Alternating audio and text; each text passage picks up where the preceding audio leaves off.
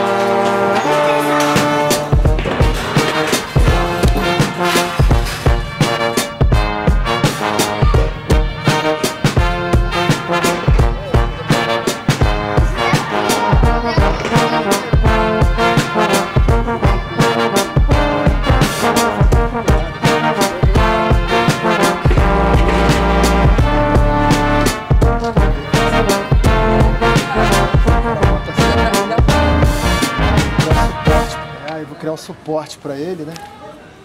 O cara vai ler a mensagem aqui. Pode virar. Olha que ideia louca.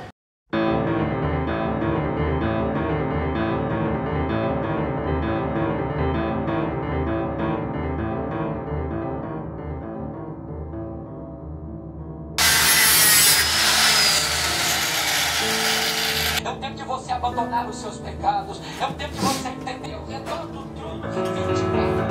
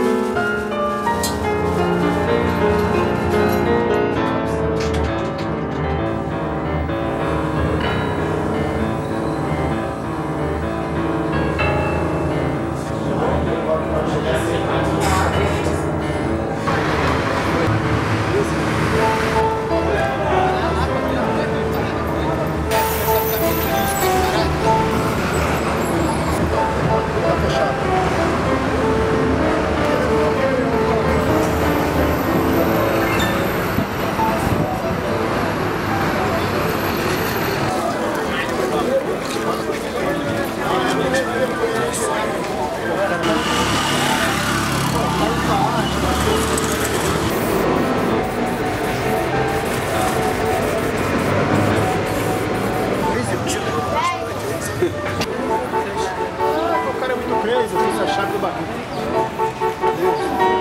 Fazer chão, fazer um...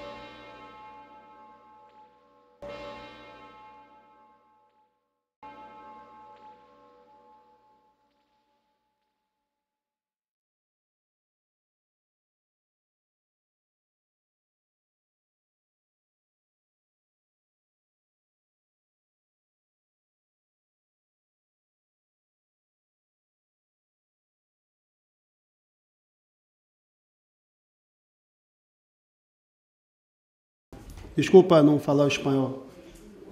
Este vídeo eu fiz, né, numa iniciativa muito independente com o apoio do Museu de Favela e ele mostra um pouco da nossa realidade, né? Eu envolvi, né, 7 crianças da comunidade num processo de criação, né, aonde elas me ajudaram catando os escombros que são, na verdade, os escombros das obras do projeto de aceleração do crescimento do governo que está entrando na comunidade. E aí os escombros das obras deixaram esse lixo pelo morro. E eu pude fazer com esse lixo essas artes que vocês viram ali.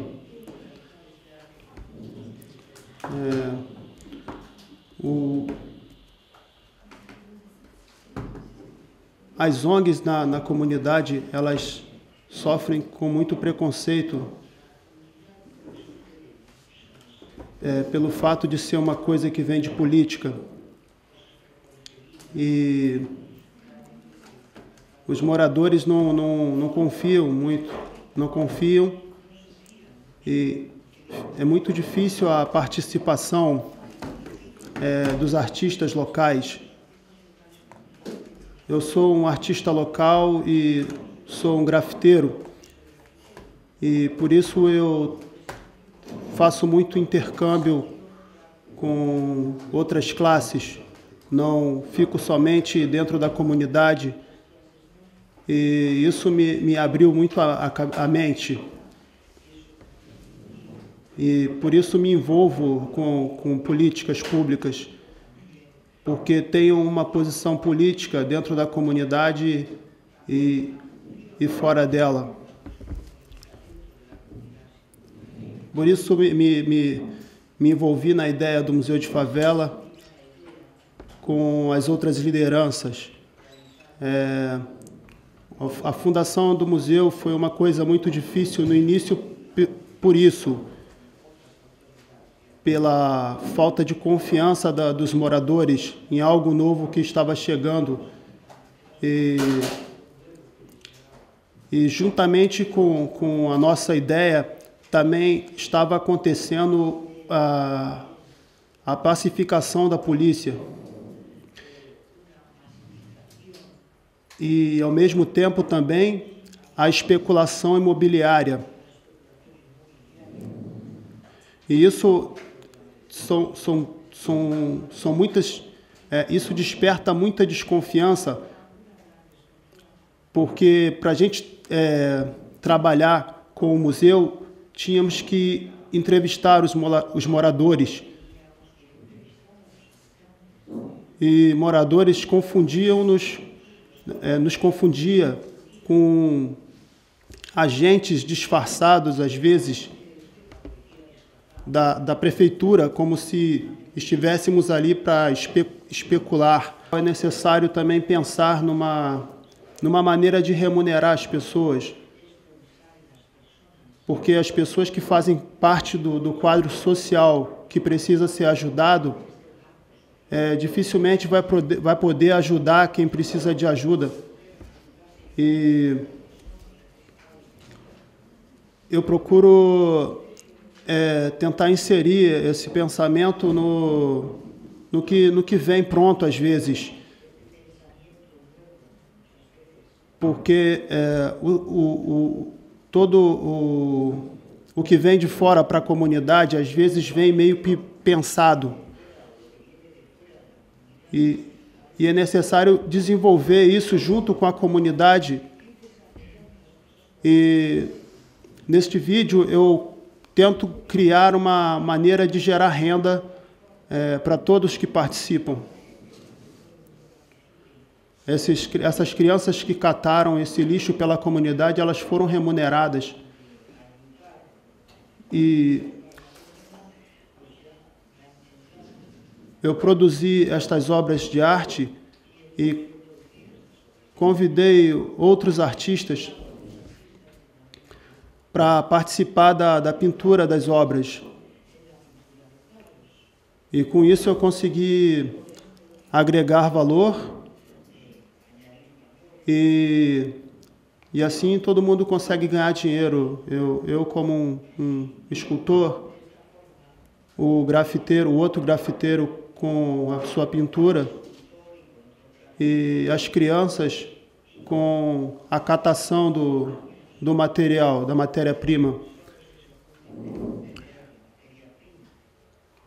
Mas justamente pelo fato de ser uma coisa fácil de fazer, na favela nós temos que ensinar como ganhar dinheiro imediato, pelo fato de todo mundo estar com essa preocupação direta.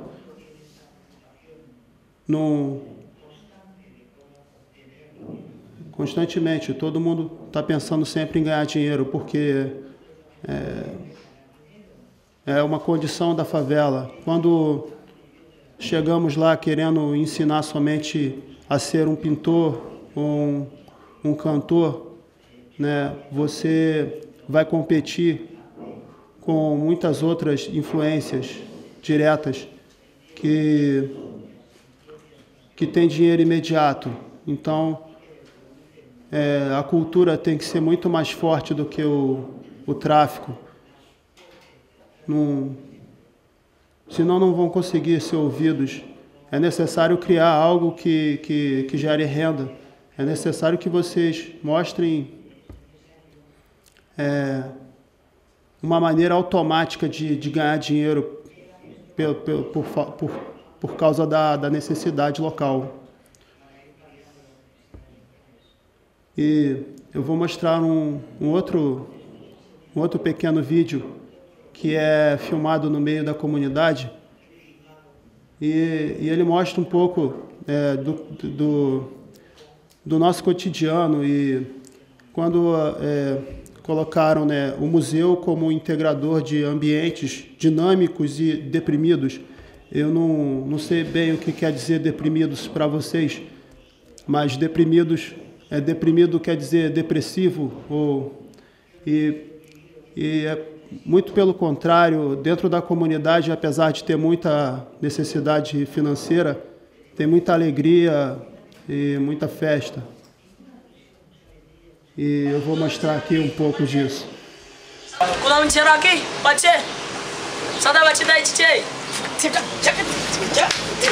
Eu fui no do Vitinho, eu vou falar pra tu. O DJ é o Bereiro.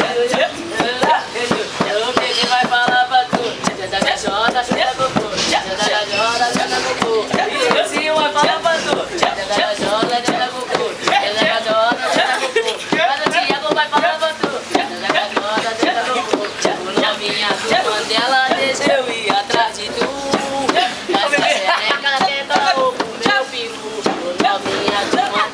Deixa eu ir atrás de tu. Gaja xereca, tenta ovo, meu filho. Esse moleque tá embrasando, esse moleque tá quebrando. Ele tá dançando fácil, é o Pepe da Laputa Tesiano. Esse moleque tá dançando igual maluco. Tá quebrando até o chão, no passinho tá maluco. Tá maluco, tá maluco, tá maluco, tá maluco, tá maluco, tá maluco, tá maluco, tá maluco. E eu fiquei no museu, a minha função era mais a direção de arte. E eu coordenei a implantação do nosso acervo de memórias, né? E a gente tinha muita história, né? Conseguimos captar muita história do depoimento dos moradores mais antigos. E através desses depoimentos,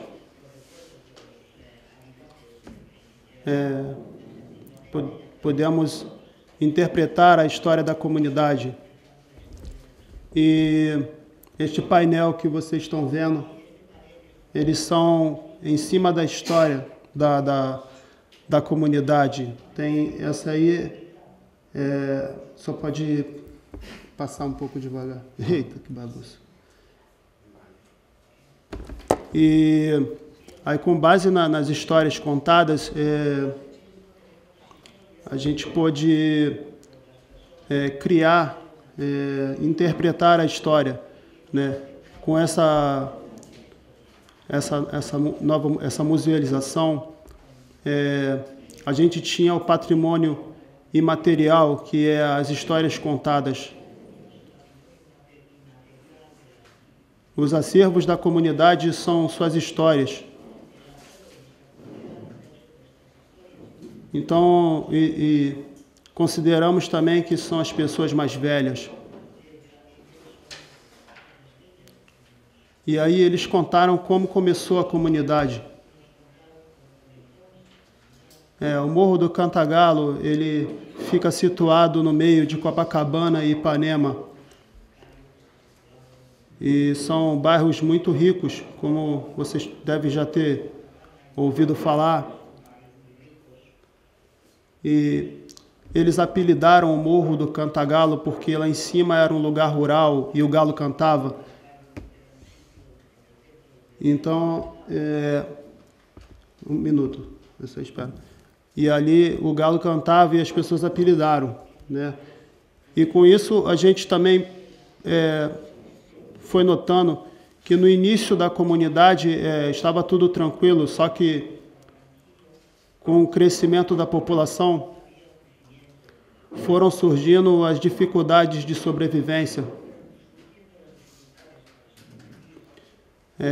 Com o crescimento populacional foi surgindo as questões de saneamento básico, que não tinha encanamento, não tinha saída de lixo, não tinha luz. E nisso a gente foi interpretando como é que as pessoas viviam, né? E as pessoas faziam suas necessidades naquela lata, uma lata de zinco. Vocês podem ver o personagem despejando ali na vala, uma vala colorida. E essa vala é bonita na pintura, mas o cheiro dela não devia ser muito bom, na verdade.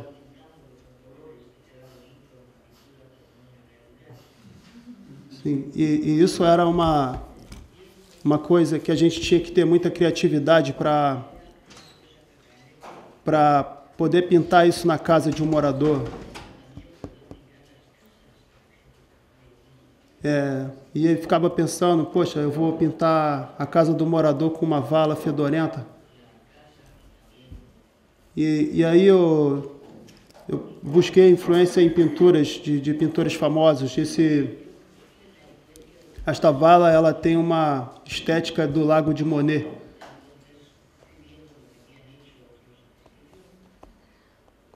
Bom, e aí a gente vê que as pessoas viviam com lampião, né? Então fui levantando toda a história. Você pode voltar a foto. Assim, aí. Tinha outro problema também, que era a questão da religião na comunidade. Bom, existem muitas religiões diversas. Bom, o berço da comunidade é macumba, é umbanda. Mas atualmente a maioria da comunidade é cristã. E quando a gente tinha que pintar o berço, no caso o início da religião na comunidade,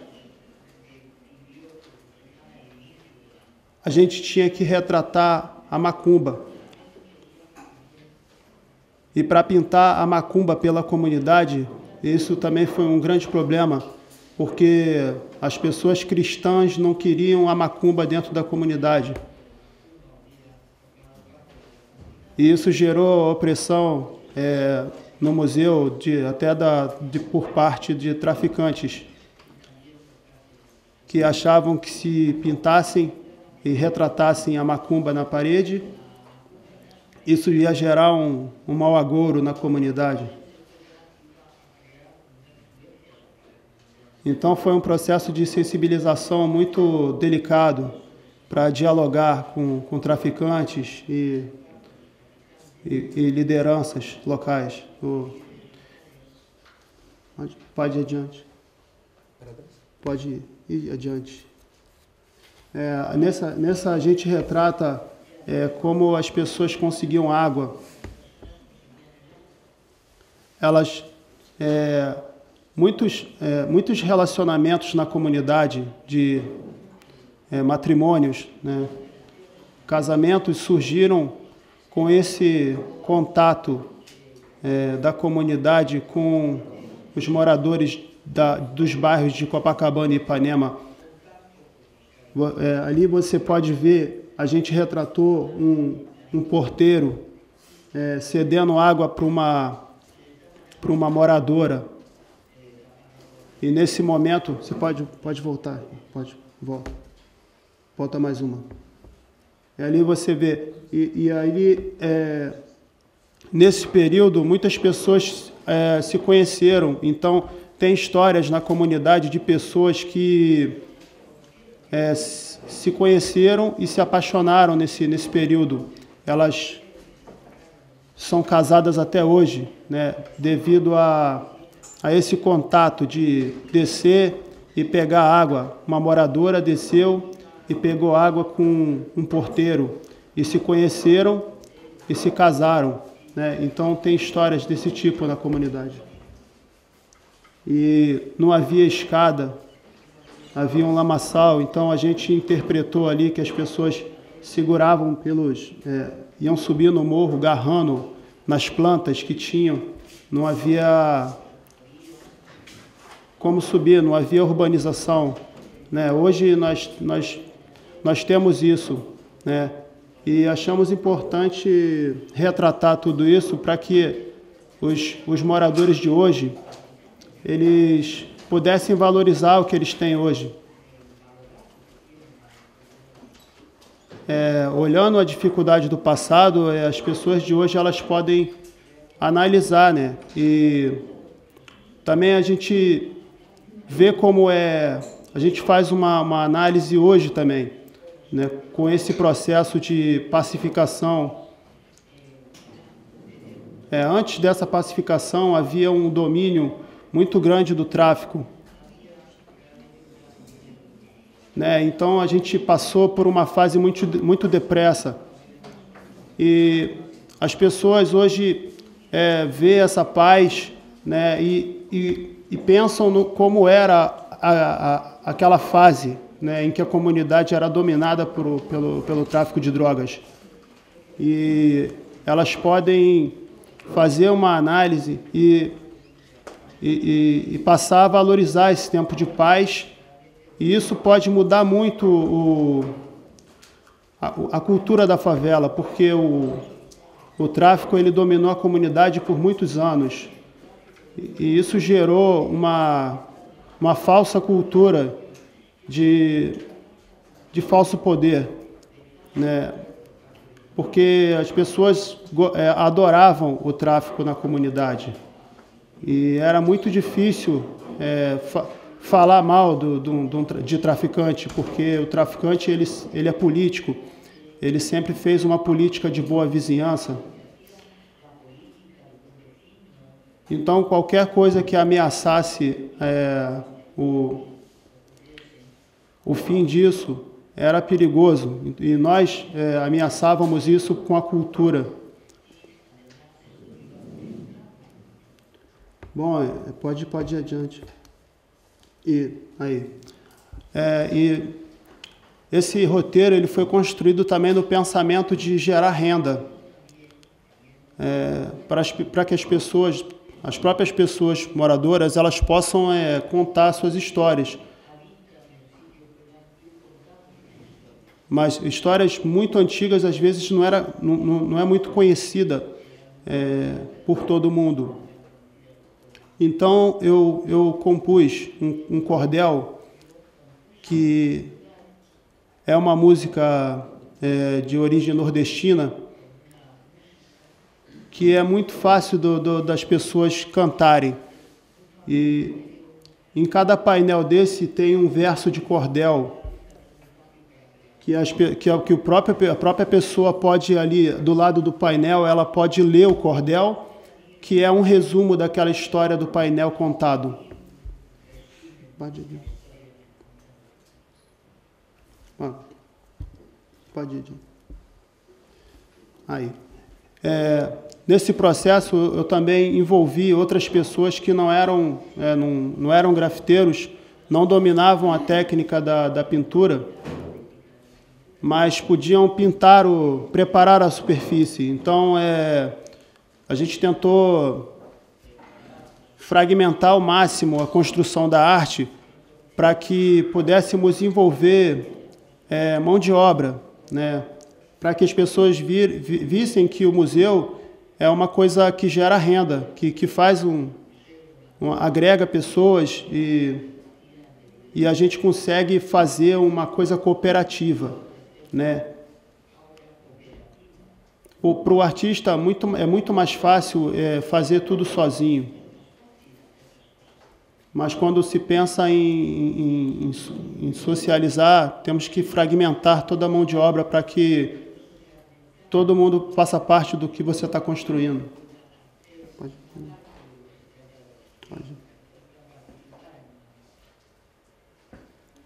A comunidade ela tem uma maioria de pessoas africanas e grande parte de pessoas do Nordeste, né? Retratamos essas pessoas chegando do Nordeste, né? Porque também tínhamos um problema de identidade, né?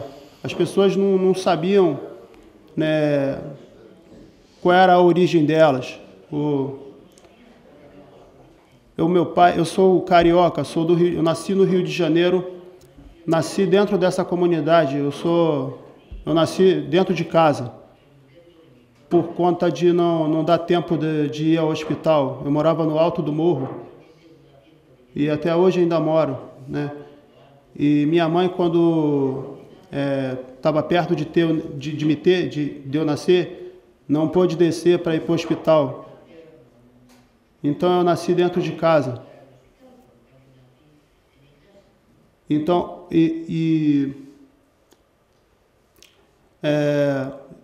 são coisas que particulares da comunidade, problemas de acesso.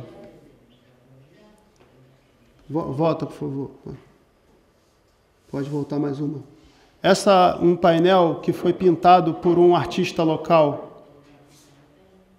Eu, como disse no início, eu sempre tenho que interagir com muitas pessoas de fora.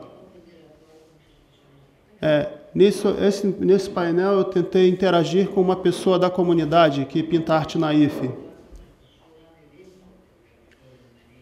Bem, ele não foi muito bem interpretado. Esse painel foi reprovado pela moradora.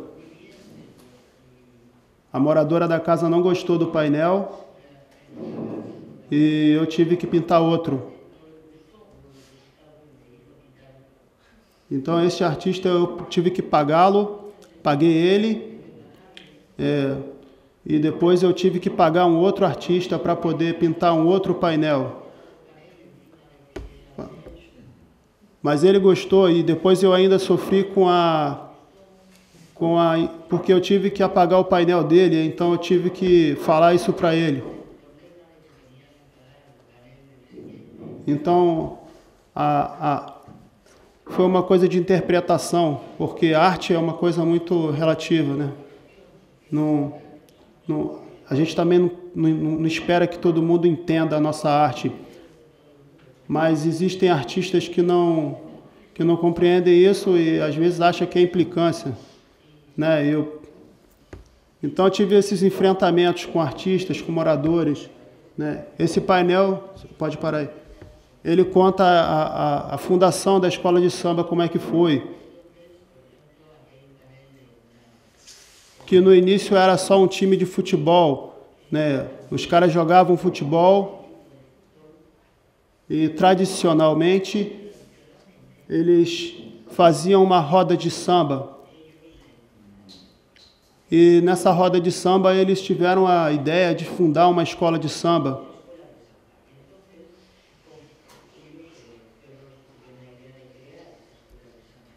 E isso é uma história parecida em todas as comunidades, porque o futebol ele agrega pessoas, né? E o samba é a comemoração dessa congregação. E vocês podem ter uma noção de como começou o carnaval no seu primeiro passo no Rio de Janeiro. Vai passar.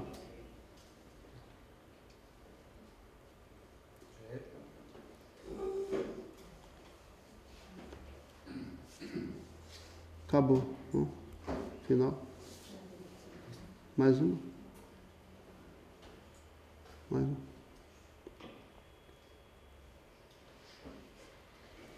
Pode ser aqui. Esse. Na comunidade, na década de 84, 1984, a favela ela sofreu com um deslizamento, um desabamento de casa, onde morreram muitas pessoas.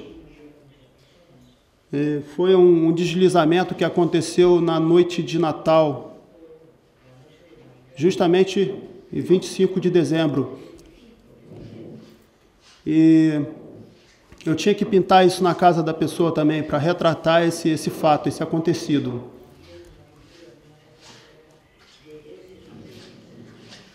Então, eu com outro artista, eu consegui interpretar isso dessa forma. Colocamos ali as pessoas ceiando, né? E o bondinho passando pela janela, porque na época o governador, quando aconteceu esse desabamento na comunidade, o governador ele foi à comunidade e ele olhou o caminho que se formou pelo desabamento, né? Foi uma caixa d'água que que desabou, uma caixa d'água gigante.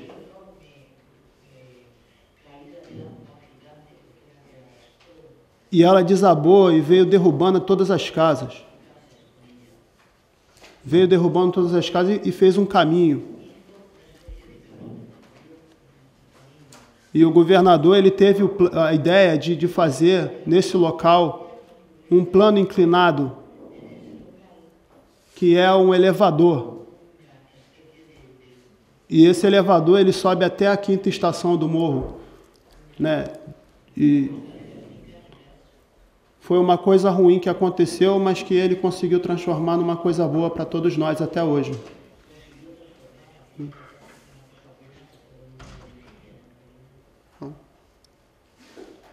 Pode passar. Essa é a primeira bica d'água da comunidade, né? Isso também pelos meados de 70, 1970. O governo tinha instalado o encanamento na comunidade nessa época. Só que a água não subia a comunidade. Então, as pessoas tinham que descer até o pé do morro para poder buscar água na lata ainda. E nessa fila, as pessoas acabavam ali fazendo umas rodas de sambas. Então, ficou um local conhecido, virou um ponto de encontro. Pode ir. Esse local é o local onde tinha essa bica d'água. Então, a gente retratou isso lá.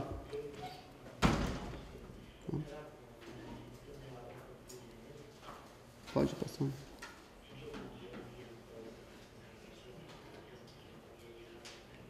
Assim, nesse painel, a gente queria retratar a década de 40, né? E nessa época o governador não era esse cara, né? Porém, esse cara aí, que é o Brizola, não sei se vocês já ouviram falar, só para ver uma coisa de comunidade. Na comunidade, valorizamos quem faz por nós. Então, havia um outro governador nesta época, mas não queriam ele na parede. E esse Brizola fez muito pela comunidade, que foi o cara que construiu o plano inclinado, o bondinho. Então, a gente teve que colocar ele no lugar do outro. Então, acabou surgindo, a gente desrespeitou a memória para que a gente pudesse agradar a comunidade. E isso virou história também. Pode ir adiante. Sim. Este é um dos primeiros empregos da comunidade. No pé do morro você pode encontrar muitas pessoas que cobram dinheiro para subir com mudança.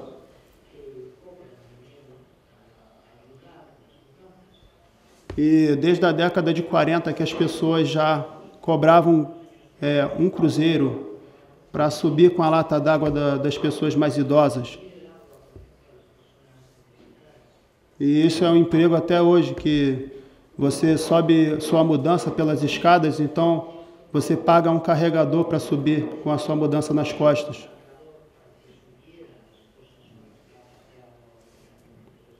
É uma vida de formiga na comunidade, porque é muito devagar para você fazer uma mudança.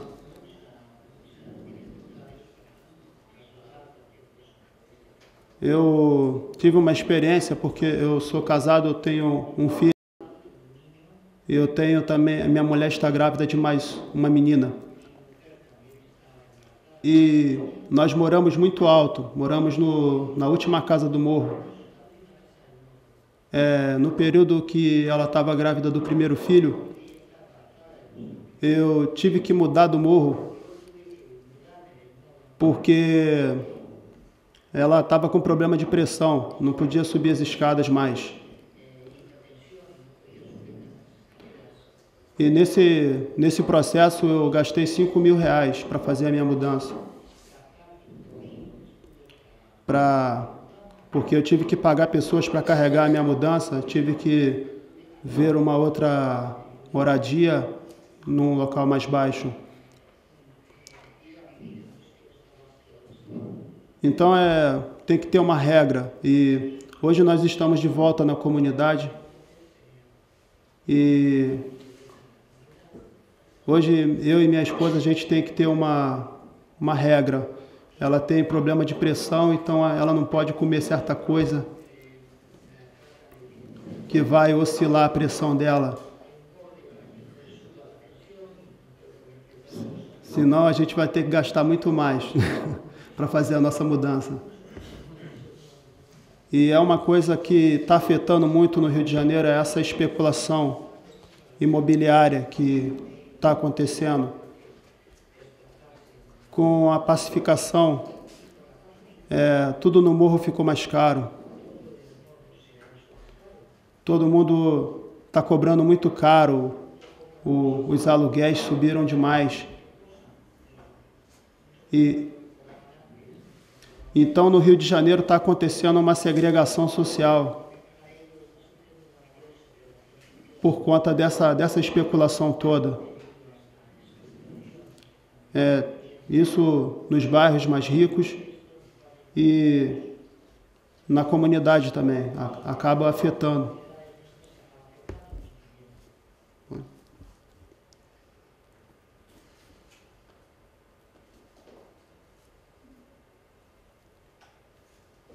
Bem, aí é como era a casa antes, né? E depois, aí vocês puderam ver ali como ela ficou depois que a gente pintou. Esse resultado, né, de como a casa era antes e a casa ficou depois, acabou conquistando os moradores, mostrando de maneira prática como o museu foi bom para a comunidade. Isso esteticamente, né? Bom, agora o museu ele precisa mostrar como a comunidade pode ganhar dinheiro. Sim, a gente pode mostrar como a comunidade ficou mais bonita. E aí temos que despertar como eles podem ganhar dinheiro com isso, né? E uma das formas é o guiamento turístico, que a galera do museu tem apostado, que as pessoas... Só que o guia, ele tem que ser preparado, ele não pode ser qualquer um que sai falando. Então, o museu aposta nisso, de formar os guias para que eles possam estar fazendo esse guiamento da forma que o museu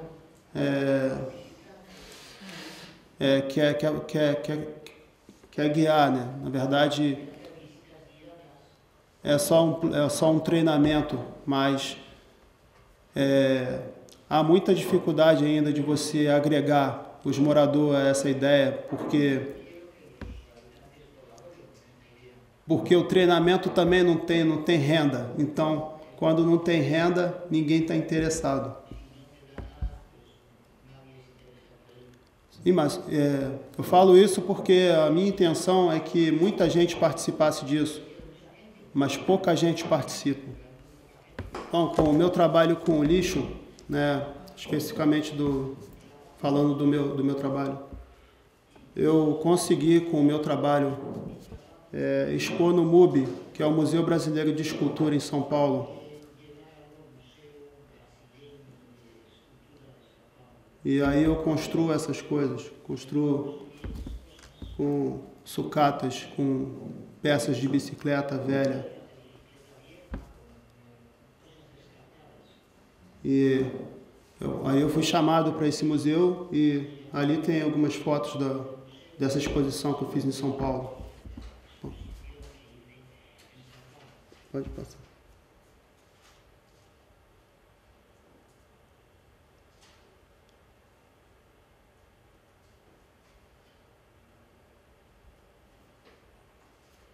É uma luminária.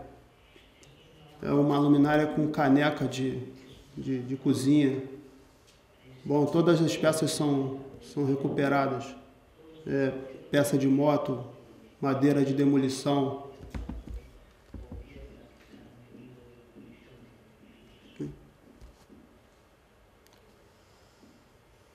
Pode. Isso é um bujão de gás.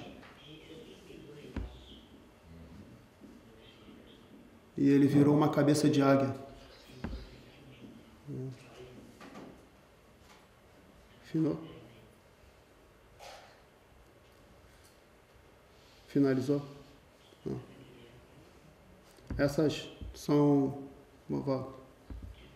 Pode voltar.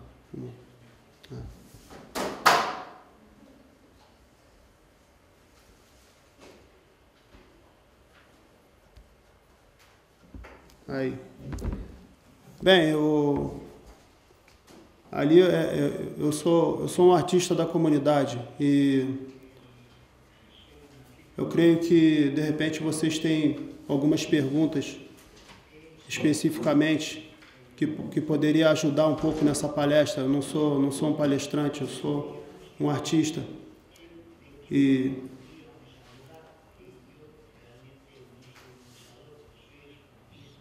se tiverem alguma pergunta em particular, eu poderia ajudar muito.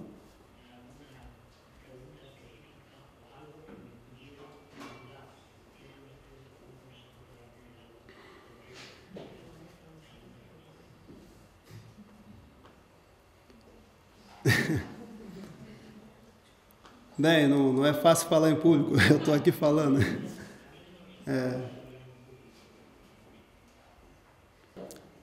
Bom, o Museu de Favela é um museu territorial. E acaba que o nosso acervo é ao longo da favela. Né? E procuramos envolver a comunidade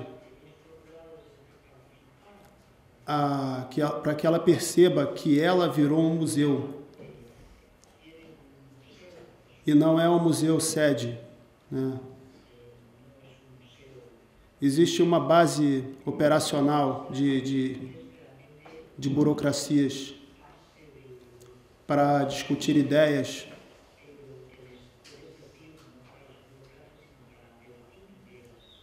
Mas a nossa ideia é que o território seja museu, para que as pessoas possam cuidar dos acervos que são as moradias delas.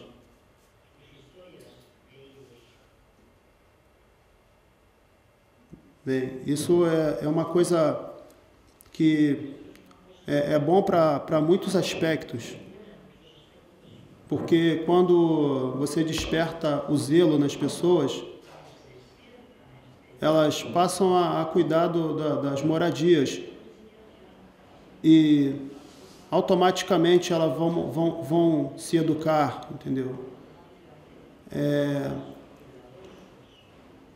Dentro de uma comunidade, a gente vive num local que é excluído. Então é muito difícil despertar interesse por culturas. Eu sou da comunidade, mas eu graças a Deus, eu tive contatos com outras pessoas. Eu me considero uma pessoa iluminada. Eu nasci dentro da comunidade e eu estou aqui na Espanha dando uma palestra, mas eu só tenho a 8ª série. Eu não sou uma pessoa estudada. E já viajei para muitos países. Não muitos, mas muitos estados. Já fui para a França e para a Argentina. E isso me fez ver que é possível outras pessoas irem também. Então, eu me envolvo nesse processo, porque acho que as pessoas têm que aprender a conhecer outros mundos. mas quando você fica só dentro da comunidade, você vê pessoas que não pensam fora dela, elas só pensam ali dentro. Bom, às vezes eu observo que caras do meu tamanho, eu tenho 34 anos, e às vezes eu me sinto até muito velho, porque você vê um cara de 34 anos soltando pipa na laje, e às vezes você vê a mulher dele com 6 filhos, e 6 filhos sem escola, não estão matriculados na escola, não estão tendo uma estrutura familiar. Isso porque não foi despertado a responsabilidade paterna. Então, essa coisa do museu territorial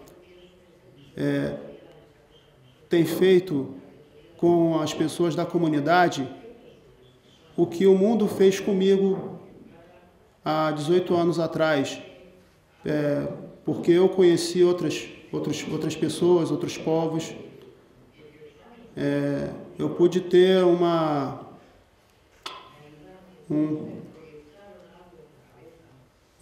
um choque e perceber que eu estava parado e eu precisava avançar, precisava estudar. Então, as pessoas dentro da comunidade, elas vão ter isso se pessoas de outros povos entrarem dentro dela, né? Vai fazer um intercâmbio cultural muito maior. Muito obrigado.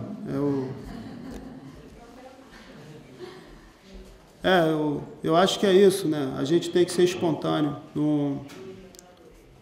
Não tem muito mistério.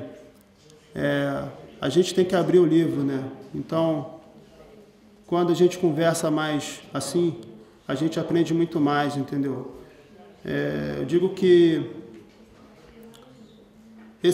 toda essa coisa nova que está acontecendo, se isso não for assim tão pessoal, tão natural, isso também vai virar uma segregação social. E mais uma vez as pessoas de classe baixa vão ficar de fora, não vão conseguir acompanhar toda essa coisa nova que está chegando para eles, pelo fato de pessoas mais estruturadas, né, psicologicamente às vezes, estarem à frente de tudo, né? Quando a gente pensa na questão do racismo, as pessoas foram escravas por muito tempo, né? E nesse período em que elas foram escravas, os brancos estavam estudando e estavam se preparando e se estruturando. E de repente, quando soltaram os escravos, soltaram eles lá atrás, entendeu? Eles continuaram sem estrutura. E isso tem acontecido com a comunidade. O progresso está chegando, mas é necessário que haja uma preparação, porque o progresso chega com a polícia, né? E não é só isso que a gente precisa de muito mais cultura e educação do que segurança,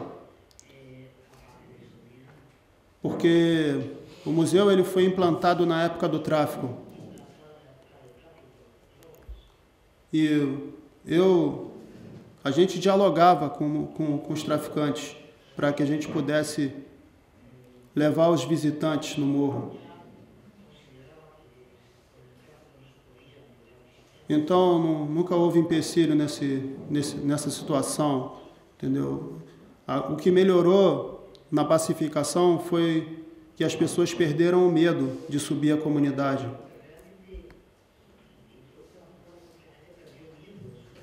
Então, hoje temos muito mais pessoas entrando na comunidade por conta dessa presença da polícia no morro. Você gostaria de me convidar para pintar no seu projeto? Isso? É?